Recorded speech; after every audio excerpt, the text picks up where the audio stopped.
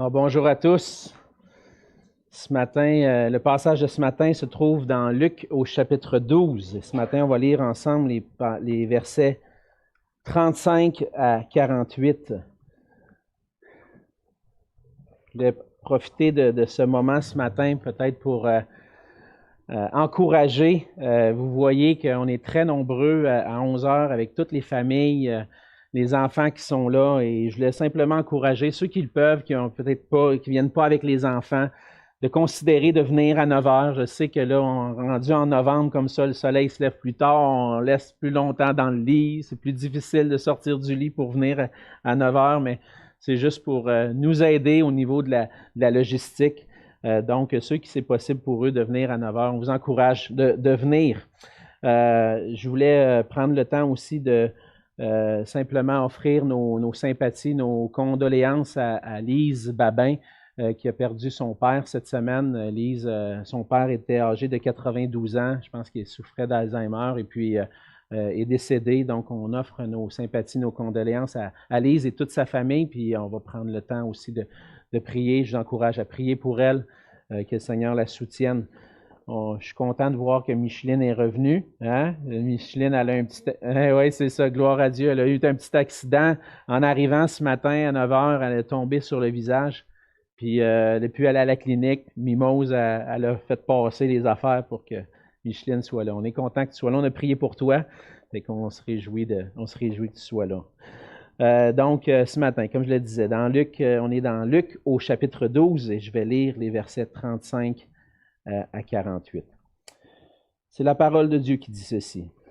Que vos reins soient sains et vos lampes allumées. Et vous, soyez semblables à des hommes qui attendent que leur maître revienne des noces, afin de lui ouvrir dès qu'il arrivera et frappera. Heureux ces serviteurs que le maître à son arrivée trouvera veillant. Je vous le dis en vérité, il se ceindra, les fera mettre à table et s'approchera pour les servir. Qu'il arrive à la 2e ou à la 3e veille, heureux ces serviteurs s'il les trouve veillants. Sachez-le bien, si le maître de la maison savait à quelle heure le voleur doit venir, il veillerait et ne laisserait pas percer sa maison. Vous aussi, tenez-vous prêts, car le Fils de l'homme viendra à l'heure où vous n'y penserez pas. Pierre lui dit, « Seigneur, est-ce à nous ou à tous que tu adresses cette parabole? » Et le Seigneur dit, « Quel est donc l'économe fidèle et prudent que le maître établira sur ses gens pour lui donner la nourriture au temps convenable? Heureux ce serviteur que son maître, à son arrivée, trouvera faisant ainsi. Je vous le dis en vérité, il l'établira sur tous ses biens. Mais si ce serviteur dit en lui-même, « Mon maître tarde à venir », s'il se met à battre les serviteurs et les servantes, à manger, à boire et à s'enivrer, le maître de ce serviteur viendra le jour où il ne s'y attend pas, et à l'heure qu'il ne connaît pas. Il le mettra en pièces et lui donnera sa part avec les infidèles. Le serviteur qui, ayant connu la volonté de son maître, n'a rien préparé et n'a pas agi selon sa volonté, sera battu d'un grand nombre de coups. Mais celui qui, ne l'ayant pas connu, a fait des choses dignes de châtiment, sera battu de peu de coups. On demandera beaucoup à qui l'on a beaucoup donné, et on exigera davantage de celui à qui l'on a beaucoup confié. Et on va se courber dans un mot de prière. Oui, Seigneur notre Dieu, c'est une grâce de pouvoir venir à toi, de pouvoir se présenter à toi, Seigneur, et de pouvoir être ensemble à célébrer, chanter tes louanges. Et comme on l'a vu ce matin, Seigneur, à travers la louange, tu habites au milieu de nous par ton esprit. Maintenant, nous sommes ton temple. Et chaque fois qu'on se réunit, Seigneur, on peut compter sur ta présence au milieu de nous. Et c'est un grand bienfait de pouvoir être devant toi, dans ta présence. Seigneur, ma prière ce matin, c'est que tu puisses être avec chacun de nous, d'être avec nos cœurs. Et je pense particulièrement à notre sœur Lise qui a perdu son père cette semaine. On te prie d'être avec elle, avec la famille, que tu puisses apporter ta consolation. Que par ta parole, Seigneur, par ton esprit, tu puisses apporter la consolation dans ce temps d'épreuve, dans ce temps de tristesse. Et on te prie aussi pour tous ceux qui vivent des deuils présentement, Seigneur, dans l'Église. Je pense aussi à Cécilia qui a perdu son frère récemment. On te prie de continuer de la consoler, de mettre ta main sur elle et de communiquer ta compassion. Et à travers nous, Seigneur, utilise-nous pour qu'on puisse être là pour consoler ceux qui pleurent et pour se réjouir avec ceux qui se réjouissent, Seigneur. Utilise-nous pour qu'on puisse être des instruments d'amour dans la vie de nos frères et sœurs. Seigneur, merci pour Micheline qui est ici. On te rend grâce que l'accident n'était pas trop grave. Et on te prie de continuer de mettre ta main sur elle pour qu'elle puisse bien se rétablir de cette chute, Seigneur. Et sois aussi avec nos cœurs, alors qu'on ouvre ta parole, alors qu'on est là pour t'écouter, t'entendre. Seigneur, mets ta main sur notre pensée, nos cœurs, apaise nos soucis pour qu'on puisse être attentif à ce que tu as à nous dire. Et sois avec ma bouche, Seigneur, pour que ce que je communique ne soit pas un message qui vient de moi, mais qui vient de toi, Seigneur. Que ce message, ces paroles que tu as dites toi-même, Seigneur Jésus, puissent être communiquées clairement pour qu'elles puissent avoir pleinement leurs fruits dans la vie des gens. Et viens dans nos vies, Seigneur, par ton Esprit, agis en nous pour qu'on puisse porter du fruit pour ta gloire. Et c'est dans le nom de Jésus que je te prie. Amen. Amen. Demain, c'est lundi. Demain, c'est fini la fin de semaine. C'est le retour au travail. Puis il y en a des fois qui, je sais que pour certains qui sont à la retraite, on en a plusieurs aujourd'hui ici à l'église qui sont à la retraite, eux autres le lundi, mardi, dimanche, ça fait pas de différence. Mais il y en a d'autres que c'est la réalité encore, 5 jours semaine, on se lève et le lundi matin, il faut se lever. Puis je vois souvent des fois des images sur Facebook qu'on aime beaucoup les vendredis. Quand le vendredi arrive, c'est la fête, mais quand le lundi arrive, là, on est plus déçu, il faut aller au travail. Au travail, en même temps, on veut se réjouir parce que, comme on l'a vu la semaine passée, le Seigneur pourvoit un travail. Puis le Seigneur pourvoit nos besoins à travers ce travail-là. Fait qu'on est reconnaissant au Seigneur pour le travail, mais après, des fois, les fins de semaine un peu, peut-être des fois mouvementées, où on s'est bien reposé, c'est plus difficile d'aller au travail. Mais en réalité, le Seigneur nous donne le travail qu'on puisse être au service de notre employeur. Notre employeur a son entreprise, et puis il y a des buts, des objectifs à atteindre, et puis il nous embauche des employés pour qu'ils puissent le servir, être au service de cet employeur-là. Et si on veut mériter notre salaire, il faut être des bons serviteurs. Si on ne fait pas le travail comme il faut, l'employeur va dire, ben toi, tu ne fais pas le job, mon ami, goodbye, on va en prendre un autre. Donc, il y a une importance d'avoir un cœur qui cherche le bien de notre employeur, qui cherche à bien faire le travail pour qu'on puisse avoir la récompense en retour, puis avoir le salaire. Parce que si on ne fait pas le travail, on n'aura pas notre salaire. En venant sur la terre, Jésus est venu pour accomplir notre salut, pour qu'on puisse devenir ses serviteurs, pour qu'on puisse être engagé à le servir. Comme on est engagé à servir un employeur dans notre vie tous les jours, le Seigneur nous appelle à le servir, à être engagé pour lui. Et plus particulièrement, le Seigneur nous engage, nous appelle à être des serviteurs engagés de tout leur cœur. Que tout notre cœur soit engagé à le servir. Par contre, il peut arriver parfois à travers des situations dans nos vies, des circonstances qui font qu'à un moment donné, notre cœur est de moins en moins engagé au service du Seigneur. Puis qu'en réalité, on ne répond pas pleinement à l'appel, ou on ne répond pas à l'appel du Seigneur à la mesure des dons qu'il nous a confiés. Le Seigneur a un grand appel pour chacun de nous. Est-ce qu'on a répondu à son appel? Est-ce qu'on est en train de se confier en lui puis de servir avec les dons qu'il nous a donnés? Mais des fois, on peut réaliser que ce n'est pas toujours le cas. Mais dans le passage de ce matin, Jésus continue de donner un enseignement qui va toucher justement ce sujet-là. Qu'est-ce que ça veut dire d'être un serviteur de Jésus? Jésus continue d'enseigner ses disciples parce qu'il veut avoir des serviteurs qui vont le servir, des serviteurs de qualité. Dans le contexte de l'Évangile de Luc, comme on le mentionne depuis un certain temps déjà, on est dans la deuxième partie de l'Évangile de Luc où Jésus est en route vers Jérusalem. Et cette route-là vers Jérusalem va être parsemée de visites dans des villes, des villages, où Jésus va enseigner, va annoncer le royaume de Dieu, dire aux gens, je suis le Messie promis, celui qui devait venir, et va appeler les gens à répondre à cet appel de reconnaître que Jésus est Seigneur et d'être le serviteur de Jésus. Certains ont commencé à le suivre. Il y a des disciples qui le suivent. Il y en a qui ont commencé à marcher avec lui, mais il continue d'en appeler d'autres. Et comme on le voit depuis plusieurs mois, ce message-là que Luc a écrit, ce n'est pas juste pour ceux qui étaient là, 2000 ans, la première Église, mais c'est pour nous aussi aujourd'hui. Que le Seigneur nous appelle, tous et chacun, à le reconnaître comme Seigneur, puis à devenir des serviteurs fidèles. Par son enseignement, Jésus va adresser parfois des situations et des effets du péché dans nos vies. La semaine dernière, on a vu qu'un des effets du péché, c'est de vouloir se confier dans les ressources matérielles, de développer un amour un peu trop grand, d'avoir un cœur partagé, qui aime les richesses ou qui va vivre des inquiétudes par rapport à ce que je vais en avoir assez. Mais cette semaine, on voit que le Seigneur adresse un autre aspect d'un cœur, d'un cœur affecté par les effets du péché, qui pourrait faire en sorte que notre cœur ne soit pas totalement tourné vers lui, mais plutôt tourné vers nous-mêmes.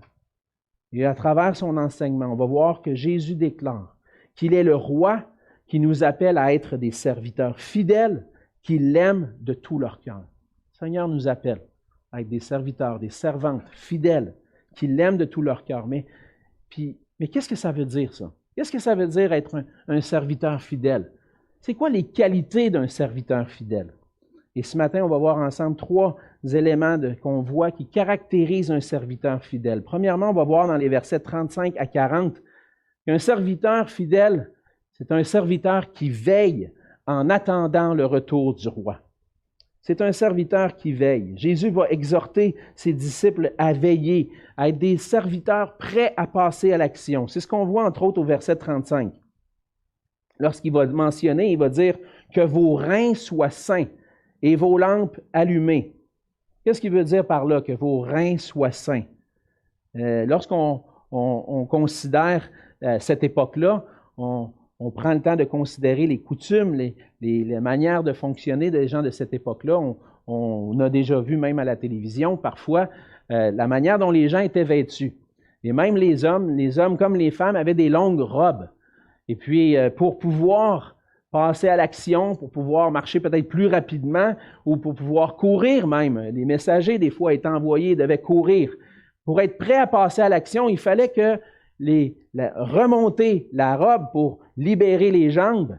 Et comment on faisait pour relever la robe puis la tenir en place? On mettait une ceinture. Donc, il disait que vos reins soient saints. Mettre une ceinture autour des reins. Mettre une ceinture autour de la taille pour que la robe ne traîne plus à terre, mais qu'on puisse passer à l'action. Une autre image aussi que Jésus emploie, il dit que vos lampes restent allumées, que vos reins soient saints, que vos lampes soient allumées. Pour veiller la nuit, ça va aider si on laisse la lumière allumée. Si j'éteins la lumière, je vais avoir tendance à m'endormir. Mais même des fois, moi, je m'endors quand il y a de la lumière. Puis j'en vois même des fois quand le dimanche matin, même s'il fait clair, il y en a qui dorment pendant le message. Ça va arriver. Mais il y a plus tendance à rester réveillé si on laisse la lumière allumée. Donc, c'est ce que le Seigneur veut dire. Ayez vos reins saints, soyez préparés. Gardez les lampes allumées. Dans le fond, ce que le Seigneur veut nous encourager, puis il encourage ses disciples et ceux qui l'entendent, évitez de tomber dans l'assoupissement ou dans la paresse. Soyez prêts, veillez, soyez prêts à passer à l'action. Jésus désire des serviteurs qui veillent, qui vont être prêts à passer à l'action. Puis un serviteur fidèle, c'est prêt pour le retour de son maître. Alors Jésus va prendre l'image, la parabole à partir du verset 36, d'un maître de maison qui a des serviteurs. Et puis, pendant qu'il est absent, les serviteurs doivent attendre le maître de la maison. Il dit, soyez semblables à des hommes qui attendent que leur maître revienne des noces afin de lui ouvrir dès qu'il arrivera et frappera. Et lorsque un maître de maison avait des serviteurs, parfois ça pouvait arriver que le maître quitte la maison, aille dans un voyage, et dans ce cas-ci, Jésus donne l'exemple d'un homme qui est parti à des noces, peut-être dans une autre ville, éloignée. Il est peut-être à des kilomètres de chez lui, puis dans ce temps-là, on ne faisait pas Montréal-Québec en 2h15, 2h30, c'était plus long. Hein? Si on veut marcher toute cette distance-là, ça peut prendre des jours. Et lorsque le maître partait en voyage, il pouvait partir longtemps. Mais les serviteurs devaient être prêts pour le retour de leur maître. Ils pouvaient arriver, comme il dit plus loin, à la 2e ou la 3e veille de la nuit. Ça pouvait être à partir de minuit jusqu'à 6 heures du matin. Le maître pouvait revenir à tout moment. Mais un maître qui a marché pendant longtemps, une longue route, peut-être qu'il arrive, il a faim, il est tout sale, il a besoin d'avoir des serviteurs qui vont l'aider à prendre soin de lui-même lorsqu'il va être de retour. Et dans un sens, ce que Jésus est en train de dire, c'est « Soyez prêts pour le retour du maître. » La parabole du maître de la maison va donner la même chose. Un peu plus loin, verset 39, c'est une autre parabole. C'est comme deux paraboles dans le même passage. Jésus va dire « Sachez-le bien, si le maître de la maison savait à quelle heure le voleur doit venir, il veillerait, ne laisserait pas percer sa maison. » Donc, quelqu'un qui a une maison, la plupart d'entre nous, on a une demeure, on a un endroit où on reste. Si on savait qu'un voleur venait à la maison, on savait à quelle heure il viendrait, bien, on s'arrangerait pour être réveillé, puis fermer la porte, puis s'assurer que le voleur ne vient pas. C'est la même chose ici. Il dit, si tu sais à quelle heure il doit venir, tu vas être prêt. Mais là, il y a quelque chose dans le passage. On ne sait pas à quelle heure il va revenir. On ne sait pas à quel moment il va revenir. Et lorsqu'il va revenir, est-ce qu'il va te trouver étant prêt à l'attendre, à l'accueillir? Et ça, c'est une des choses qu'on a besoin de réfléchir, parce que je pense qu'avec le temps, quand on devient chrétien, au début, on accepte le Seigneur, on découvre avec joie le pardon, la vie éternelle, une espérance qu'un jour on va être avec le Seigneur pour l'éternité au ciel. Mais avec le temps, quand ça fait 5 ans, 10 ans, 20 ans, 30 ans, 40 ans que je suis au Seigneur, puis on attend le retour du Seigneur. Le Seigneur revient bientôt. Ouais, mais là, il va-tu venir? Là, ça fait longtemps, il me semble qu'il dit qu'il revient bientôt, ça fait 2000 ans. Mais peut-être qu'on peut se décourager puis perdre de vue que le Seigneur va revenir. Le Seigneur revient, c'est une promesse. Est-ce qu'on est prêt à son retour? Le Seigneur dit que les serviteurs qui seront trouvés veillants vont être heureux, au verset 37. Heureux ces serviteurs que le maître à son arrivée trouvera veillants. Je vous le dis, en vérité, il se ceindra, comme tantôt, il met sa ceinture, prêt pour servir. Qui va se ceindre? Le maître. Il va les mettre à la table. Il va s'approcher pour les servir. Un jour, lorsque le Seigneur va revenir, on va être à sa table. Et on va avoir la joie d'être à la table du maître. Le maître est là. Le Seigneur va nous accueillir dans sa présence. Heureux les serviteurs qui vont être trouvés veillants à ce moment-là, au moment du retour du Seigneur. Alors, Jésus exhorte ses disciples à être prêts pour le retour du roi parce que déjà, même si Jésus est encore sur la terre à ce moment-là, Jésus laisse entrevoir un moment où il ne sera plus là. Jésus va partir. Il va aller jusqu'à la croix. Il va mourir. Il va être mis dans le tombeau. Il va ressusciter des morts. Mais un jour, il va monter au ciel. Il va confier les responsabilités à ses serviteurs. Il va continuer d'appeler des serviteurs à lui pendant qu'il est absent. Et le Seigneur peut revenir à tout moment. On ne sait pas à quel moment le Seigneur va revenir. Même l'apôtre Paul avait mentionné ça. C'est ce que le Seigneur lui-même dit au verset 40. Il dit, « Tenez-vous prêts, car le Fils de l'homme viendra à l'heure où vous n'y penserez pas. » Et l'apôtre Paul va ajouter dans 1 Thessaloniciens 5, les versets 2 à 6, il dit, « Car vous savez bien vous-même que le jour du Seigneur viendra comme un voleur dans la nuit. Quand les hommes diront paix et sûreté, alors une ruine soudaine les surprendra. Comme les douleurs de l'enfantement surprennent la femme enceinte, et ils n'échapperont point. Mais vous, frères, vous n'êtes pas dans les ténèbres pour que ce jour vous surprenne comme un voleur. Vous êtes tous des enfants de la lumière, des enfants du jour. Nous ne sommes point de la nuit ni des ténèbres. Ne dormons donc point comme les autres, mais veillons et soyons sobres. Même l'apôtre Paul exhorte l'Église à Thessalonique de rester sobre, de ne pas dormir, de ne pas tomber endormi, mais d'attendre le retour du roi. Alors la question qui vient, est-ce qu'on va être prêt? Est-ce qu'on va être trouvé prêt, veillant, attendant son retour lorsque le Seigneur va revenir? Servir Jésus-Christ, ça veut dire qu'on doit être réveillé, qu'on doit être disposé à le servir, qu'on doit être à l'action pour lui, utiliser nos dons pour le servir. Puis même si certains vont dire, vas-tu vraiment revenir un jour? Le Seigneur, il dit, dormez pas au gaz. Passez à l'action. Mettez-vous prêts, préparez-vous parce que le Seigneur va revenir. C'est l'heure maintenant d'être prêt. Es-tu prêt pour le retour du roi? Vas-tu être trouvé veillant lorsqu'il va revenir? Jésus est le Maître. Jésus est le Roi. Il nous appelle à être des serviteurs et des servantes qui sont à l'œuvre pour lui et qui veillent à son service en attendant son retour. Ça, c'est la première qualité d'un serviteur, d'une servante fidèle. La deuxième, on le voit dans les versets 41 à 48. Un serviteur fidèle, c'est un bon étendant des affaires du roi. Il est fidèle dans la gestion des choses du Maître. Pierre va poser la question au verset 41. Après que Jésus ait donné cette parabole-là, Pierre pose la question, « Seigneur, est-ce à nous ou à tous que tu adresses cette parabole? » Et cette question-là est importante. Il faut retenir la question de Pierre, parce que la réponse que Jésus va donner, c'est en relation avec la question de Pierre. Puis, comme bien souvent, Jésus ne donne pas des réponses simples. Ben oui, c'est correct, Pierre, je parle de toi, puis je parle à tout le monde aussi en même temps. Il ne répond pas comme ça. Il donne une parabole encore une fois. Et cette parabole-là doit être comprise à la lumière de la question que Pierre pose. Est-ce que c'est à nous ou à tous? Parce que Jésus est en train probablement d'enseigner à une foule. Et dans la foule, il y a ses disciples qui sont là, ses apôtres qui sont là, qui entendent eux autres aussi. Donc, Seigneur, j'essaie de comprendre. Là. Tu t'adresses-tu à eux autres qui ne sont pas en train de te suivre, qui ont besoin de devenir tes serviteurs, ou tu t'adresses à nous?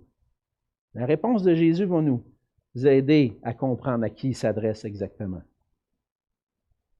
La réponse de Jésus commence avec le verset 42. Il dit, le Seigneur dit, « Quel est donc l'économe fidèle et prudent que le Maître établira sur ses gens pour leur donner la nourriture au temps convenable? » Ça va être qui, cet intendant-là, ce gestionnaire-là, ce gérant qui va avoir reçu du Seigneur la responsabilité de veiller sur les biens du Seigneur?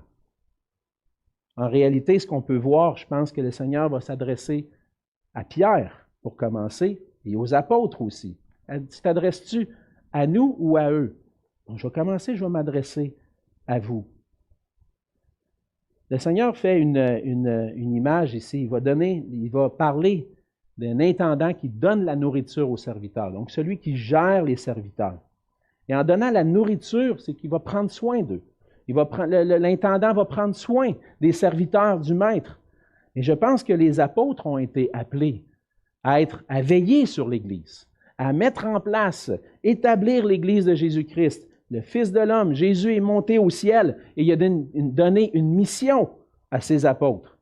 Les apôtres étaient appelés à annoncer l'Évangile, proclamer l'Évangile et poser le fondement de l'Église à travers la prédication de la parole.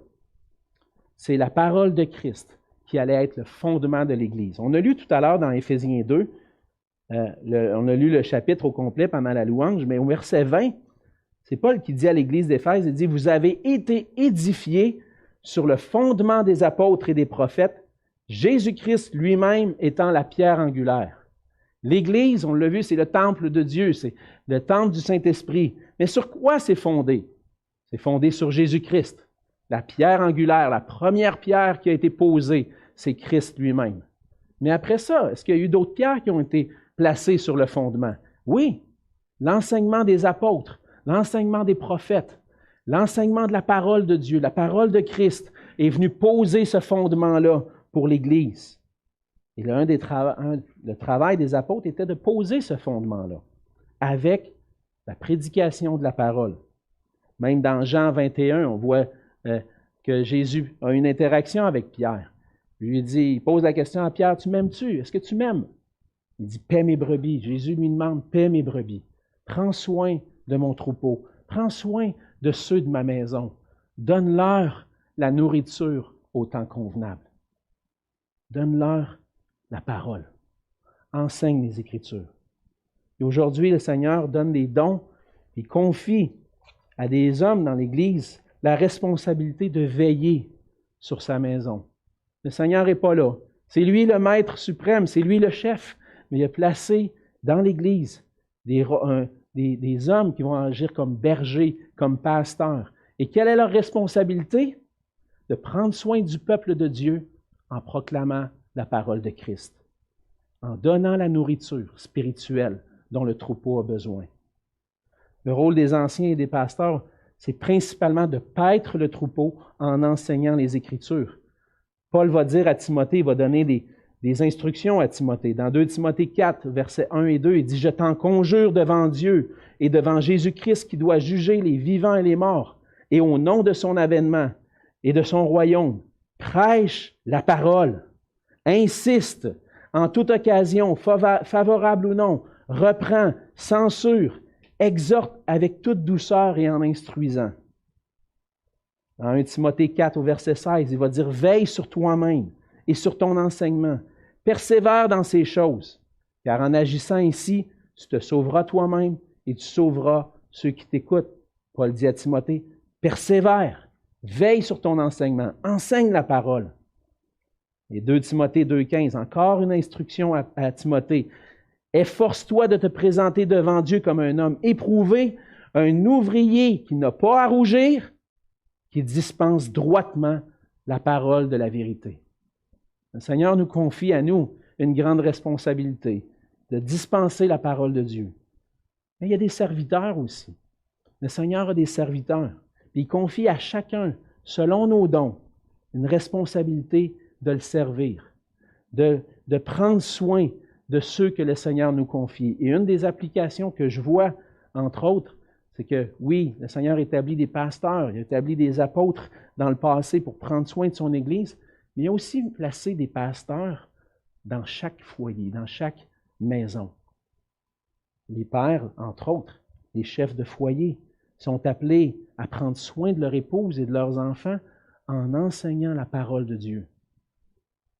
Les pères et les épouses qui sont là pour supporter le mari dans son travail, il y a un travail d'éduquer ses enfants selon le Seigneur, de donner la nourriture spirituelle. Pas juste travailler pour avoir la nourriture sur la table, mais la nourriture spirituelle pour la famille. Et le Seigneur appelle les époux en particulier à jouer ce rôle-là. Puis je sais qu'il y en a qui sont célibataires, qui ne vivent pas au milieu d'une famille ou qui vivent dans des situations différentes, mais le Seigneur nous donne à chacun de nous des dons particuliers. Et si ce n'est pas dans la famille, mais dans l'Église, on peut servir. On peut servir avec des dons particuliers que le Seigneur nous a donnés. Et même, on peut être des serviteurs fidèles au Seigneur, même sur le marché du travail. Le Seigneur, dans notre emploi, nous demande de servir notre employeur en étant un chrétien modèle. Le Seigneur dit aux Colossiens, il dit, tout ce que vous faites, faites-le de bon cœur, comme pour le Seigneur et non pour les hommes. Ça veut dire que chaque matin que je me lève, que je m'en vais au travail, je ne suis pas en train d'aller servir un employeur, je suis en train d'aller servir Christ. Est-ce que je vais être un témoignage de Jésus-Christ dans la manière dont je sers mon employeur? Est-ce que je vais être celui qui va faire de la médisance, qui va parler dans le dos des autres collègues ou du patron? Ou est-ce que je vais être fidèle au Seigneur puis travailler comme si c'était le Seigneur lui-même qui était mon employeur? Ça, c'est des bonnes questions, hein? Parce que ça m'est arrivé d'être sur le marché du travail, dans le séculier aussi, puis des fois, il y a de la bisbille, il y a du placotage. Mais non, je veux être un serviteur fidèle. Je veux montrer que, Seigneur, tu m'as confié des dons, tu m'as confié des choses particulières, je veux être un bon intendant. Je veux que quand tu vas y revenir, je veux que tu sois heureux du travail que j'aurai fait pour toi. Je veux te faire plaisir. Les serviteurs sont appelés à obéir au roi en attendant son retour. Un serviteur fidèle et prudent, c'est un serviteur obéissant. C'est un serviteur, comme on l'a vu la semaine dernière, qui fait du Seigneur du maître le trésor de son cœur.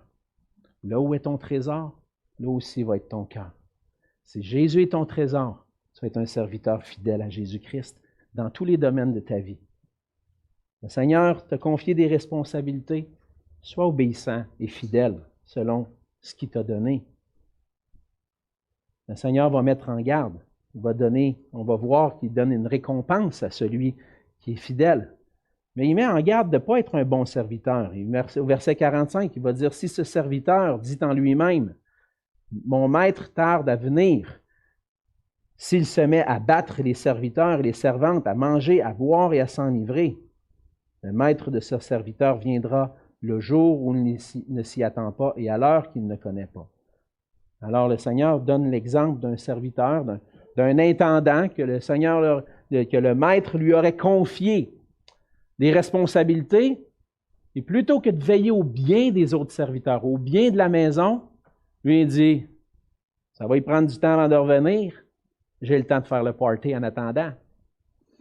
Des fois, on voit ça dans les films, hein? Quand les parents s'en vont, les jeunes font le party, puis là, vite, vite, vite, il faut ramasser. Tu ne sais pas quand est-ce qu'il va revenir. Tu n'auras peut-être pas le temps de ramasser. Le Seigneur, on va voir qu'il y a une conséquence à ça.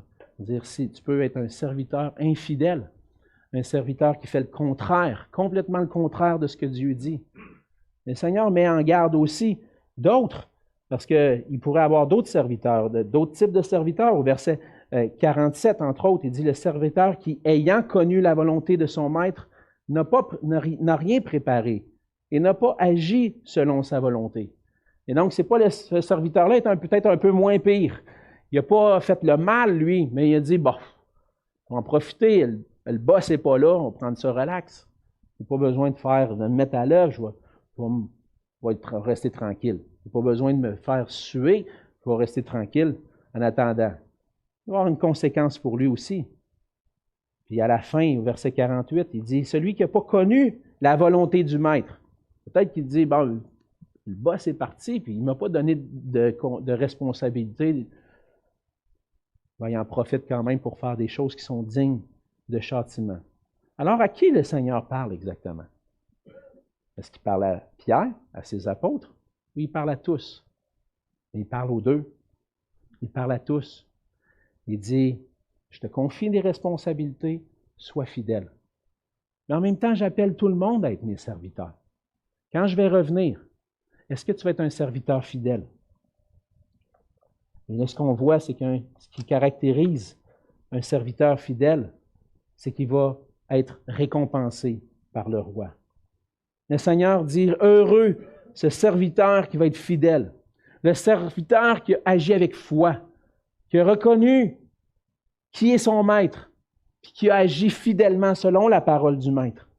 Celui-là, il va entrer dans la joie de son maître. C'est celui à qui Dieu va dire, viens bon et fidèle serviteur. Seigneur Jésus va prononcer ces paroles à la fin. Viens, entre dans la joie de ton maître. Il va avoir sa part avec le Seigneur pour l'éternité. On voit au verset 44 la récompense. Il dit, je vous le dis, il l'établira sur tous ses biens. Ce qui est intéressant, c'est de mettre ce verset-là à la lumière de ce qui va se passer à la fin quand le Seigneur Jésus va revenir. Qu'est-ce que le Seigneur Jésus veut dire? Est-ce que ça pourrait, je pense, vouloir dire quelque chose qui est annoncé plus tard dans le livre de l'Apocalypse? Un jour, le Seigneur va établir ses serviteurs fidèles. Ils vont entrer dans la joie de son maître, mais il va les établir aussi pour être des intendants du royaume de Dieu. Dans Apocalypse, au chapitre 5, les versets 9 et 10, on voit qu'il y a toute une vision de toutes sortes de créatures qui sont autour du trône et des multitudes de gens. Il dit, il chantait un cantique nouveau en disant, tu es digne de prendre le livre et d'en ouvrir les sceaux, car tu as été immolé et tu as racheté pour Dieu par ton sang des hommes de toute tribu, de toute langue, de tout peuple et de toute nation. Tu as fait d'eux un royaume et des sacrificateurs pour notre Dieu, et ils régneront sur la terre. À qui le Seigneur va placer des intendants sur ses biens qui vont régner sur la terre avec lui lors de son retour? Ses serviteurs fidèles. Dans Apocalypse 22, les versets 3 à 5, cette idée-là revient aussi. Il n'y aura plus d'anathème. Le trône de Dieu et de l'agneau sera dans la ville. Ses serviteurs le serviront et verront sa face, et son nom sera sur leur front. Il n'y aura plus de nuit, ils n'auront besoin ni de lampe ni de lumière, parce que le Seigneur Dieu les éclairera, et ils régneront au siècle des siècles. Le Seigneur réserve une récompense pour ses serviteurs fidèles, pour ceux qui vont avoir agi obéissant à sa volonté. Mais le serviteur infidèle il va être puni, il va avoir sa part avec les infidèles. C'est ce qu'on voit au verset 46. Le maître, si le serviteur a pris ça pour un moment, il dit, je vais faire le party, puis je vais soumettre les gens à mon service, puis moi, je vais me la couler douce. Il dit au verset 46 le maître de ce serviteur viendra le jour où il ne s'y attend pas, et à l'heure qu'il ne connaît pas. Alors, qu'est-ce qui va arriver? Il va le mettre en pièces et lui donnera sa part avec les infidèles. Ça peut arriver qu'on se pense être un serviteur du Seigneur, puis qu'en réalité, on ne l'est pas. Et lorsque le Seigneur va revenir, il dit, ceux qui croyaient mes serviteurs, puis qui ne l'ont pas réellement été, leur part est la même chose que les infidèles. Et qu'est-ce qui va arriver avec les infidèles? Ils vont être chassés loin de la présence de Dieu, en enfer pour l'éternité, dans un lieu de souffrance où ils vont être battus, ils vont recevoir le châtiment qu'ils méritent à cause de leur infidélité. Les serviteurs infidèles qui n'obéissent pas ou qui ignorent la volonté de Dieu vont être punis. Puis, comme on le voit depuis le début dans Luc, il n'y a pas de neutralité avec Jésus. Tu es avec lui ou tu es contre lui. Tu es un serviteur fidèle ou tu es un serviteur infidèle qui va avoir sa part avec les infidèles. Ce que Jésus veut faire à travers ce passage-là, il veut nous mettre en garde, puis il nous appelle, sois un serviteur fidèle, attache-toi à ton maître, cherche sa volonté, cherche à utiliser les dons, les capacités qu'il t'a données pour sa gloire. Tu vas être heureux. Tu veux être heureux dans la vie, tu vas avoir le bonheur. Sers le Seigneur Jésus de tout ton cœur. Cherche le royaume de Dieu et sa justice. Et le Seigneur nous appelle. Et qui que nous soyons, à travers sa parole ce matin, à travers la parole qui est prêchée, il nous appelle à devenir des serviteurs. Il nous appelle à venir à lui, à reconnaître que c'est lui qui est le Seigneur des seigneurs, le maître des maîtres, le roi des rois.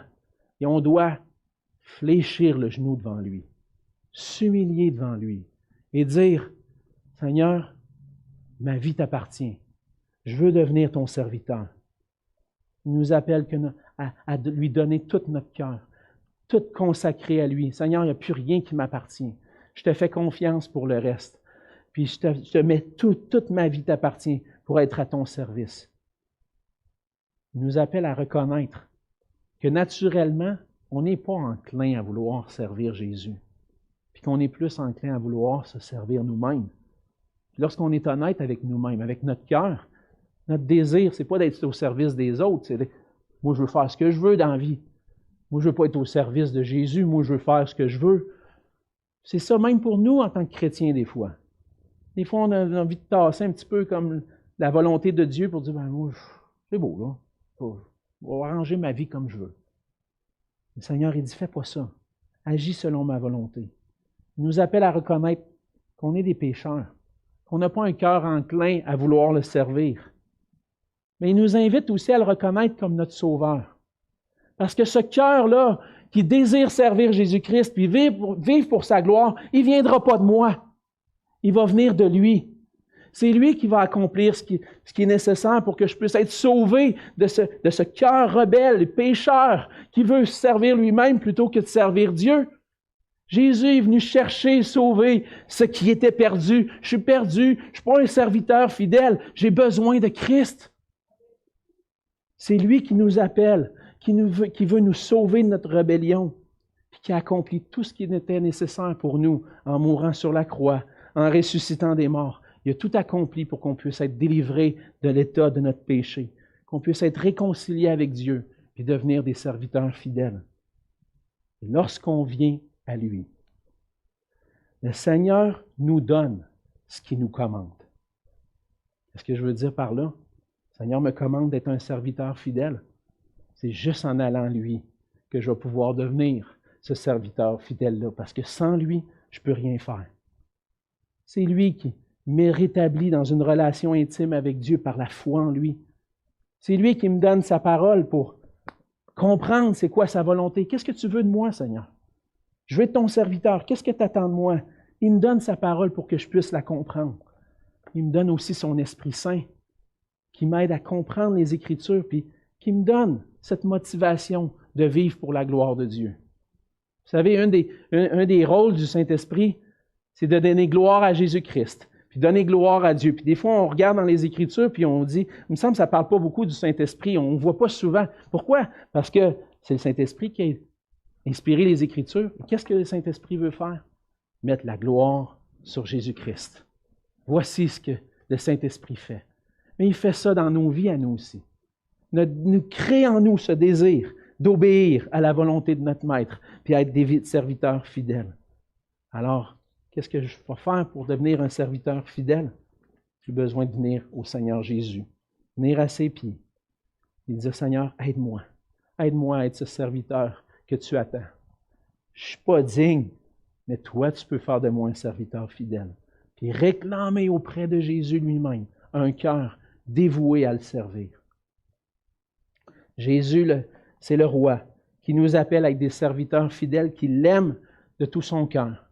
Et on a vu ensemble que des serviteurs fidèles, ils veillent en attendant le retour du roi. Ils ont hâte au retour du roi. Ils ont hâte au retour de leur maître, puis ils se préparent. J'ai hâte que tu reviennes, Seigneur, puis je vais être là pour te servir. C'est des serviteurs qui agissent comme des bons intendants, qui veillent sur les choses que le Seigneur lui leur confie, puis qui passent à l'action pour lui. Puis ce qui va arriver, c'est que ces serviteurs-là vont être récompensés en recevant l'héritage de la vie éternelle dans le royaume de Dieu. Et pour ça, c'est le Seigneur qui est notre seul secours. Le Seigneur nous appelle tous à être ses serviteurs. Et la question, c'est, as-tu répondu à son appel? Es-tu un serviteur de Jésus-Christ? Es-tu prêt à le servir, quoi qu'il en coûte? À être prêt à lui obéir? Et si tu dis oui, le Seigneur, il dit, passe à l'action. Arrête d'être paresseux. Passe à l'action. Passe à son service. Puis, mets en œuvre tout ce qu'il t'a donné pour lui obéir. Parce qu'en répondant favorablement de tout notre cœur à l'appel du Seigneur, on va recevoir de lui la bénédiction et la joie de vivre pour lui, maintenant et pour l'éternité. On va se couvrir dans un mot de prière. Seigneur Jésus, on veut te dire merci pour ta parole. Encore une fois, ta parole, Seigneur, nous confronte. Tu nous places devant nos propres cœurs, Seigneur. Tu nous places devant des fois des cœurs qui ne sont pas toujours disposés à te servir. Ils ne sont pas toujours présents, veillants à ton retour, Seigneur. Disposés à être des bons intendants de ce que tu nous confies. Seigneur, comme on l'a vu ce matin, tu es venu dans ce monde pour nous sauver de notre état de serviteurs infidèles, pour faire de nous des serviteurs fidèles à toi et à ta parole. Et on vient à toi, Seigneur, ce matin. On fléchit le genou devant toi et on dit, Seigneur, aide-moi. Donne-moi, donne dans mon cœur cet amour pour toi. Il va faire en sorte que je vais être prêt à tout pour toi, que je vais être prêt à te servir fidèlement puis à t'obéir. Aide-nous, Seigneur, par ton esprit qui vit en nous. Réveille-nous si on est endormi, Seigneur. Réveille-nous pour qu'on puisse veiller. Et donne-nous l'énergie, Seigneur, la passion par ton esprit, une passion pour ta parole et pour t'obéir, Seigneur. On a seulement besoin de toi. Et Seigneur, viens faire ton œuvre dans nos cœurs. On t'en supplie au nom de Jésus. Amen.